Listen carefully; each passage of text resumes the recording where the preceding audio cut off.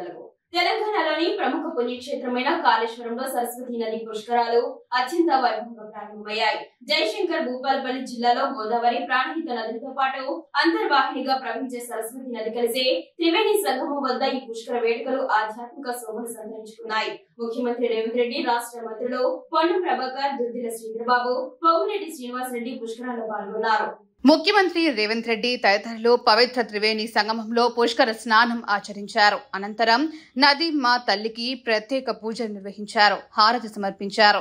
ఈ సందర్భంగా ఆలయ ప్రాంగణంలో నూతనంగా ప్రతిష్ఠించిన 10 అడుగుల సరస్వతీదేవి విగ్రహాన్ని, భక్తుల సౌకర్యార్థం నిర్మించిన 86 గదుల నూతన వసతి సముదాయాన్ని ముఖ్యమంత్రి ప్రారంభించారు. పుష్కరాల సందర్భంగా ప్రతిరోజు సాయంత్రం 6:45 నుండి 7:35 వరకు సరస్వతి ఘాట్ వద్ద సరస్వతి నవరత్న మాల హారతి కార్యక్రమం నిర్వహిస్తారు. దీంతో పాటు వివిధ కళా సాంస్కృతిక కార్యక్రమాలను కూడా ఏర్పాటు చేశారు. భక్తుల వసతి కోసం రుసుము చెల్లించి బస చేసేందుకు వీలుగా తాత్కాలిక టెంట్ సిటీని కూడా నిర్మించారు. పుష్కరాల నిర్వహణకు రాష్ట్ర ప్రభుత్వం 35 కోట్ల రూపాయలు కేటాయించింది.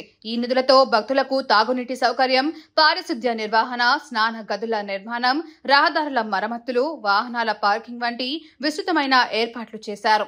రాష్ట్రంలోని వివిధ ప్రాంతాల నుంచి కాళేశ్వరానికి ఆర్టీసీ ప్రత్యేక బస్సు సర్వీసులను నడుపుతోంది. పుష్కరాల సమయంలో ప్రతిరోజు సంఘటన 1,50,000 మంది భక్తులు వస్తారని దేవాదాయ శాఖ అధికారులు అంచనా వేస్తున్నారు. సరస్వతి పుష్కరాలను ప్రారంభించి మొదటి రోజు భక్తులకు అందుబాటులోకి తీసుకురావడం జరిగింది.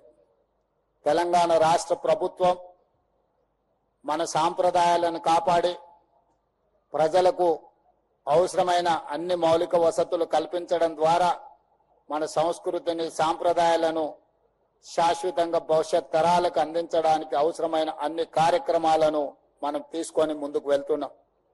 దేవాదాయ శాఖకు సంబంధించిన ప్రిన్సిపల్ సెక్రటరీ గారు శ్రీమతి శైలజ రామయ్యర్ గారి నేతృత్వంలో దేవాదాయ శాఖ అధికారులే కాకుండా ఈ జిల్లా రెవెన్యూ అధికారులు, పోలీస్ అధికారులు, ఇతర శాఖలకు సంబంధించిన అధికారులు, వైద్య ఆరోగ్య శాఖకు సంబంధించిన అధికారులు అందరూ భక్తులకు ఎలాంటి అసౌకర్యం కలగకుండా ఇక్కడికి వచ్చే భక్తులకు అన్ని రకాలుగా వసతులు కల్పించాలన్న లక్ష్యంతో ఈ రోజు ఈ ఏర్పాట్లు అన్నిటిని కూడా బ్రహ్మాండంగా చేసిండ్రు.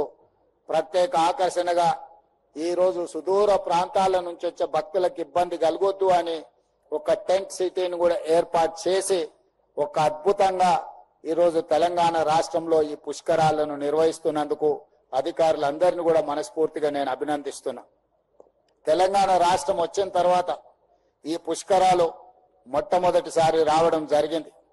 అటు ప్రాణహిత, గోదావరి, సరస్వతి నదుల త్రివేణి సంగమమే ఈ పుష్కరాలు.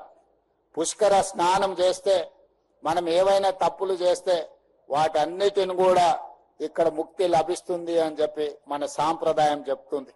అందుకే ఈరోజు తప్పులు చేసినా చేయకపోయినా కొన్నిసార్లు అనుకోకుండా కూడా కొన్ని తప్పిదాలు జరుగుతుంటాయి.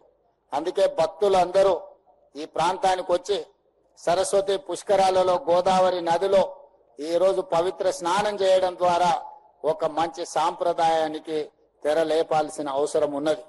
నా హయంలోనే నేను అదృష్టంగా భావిస్తున్నా.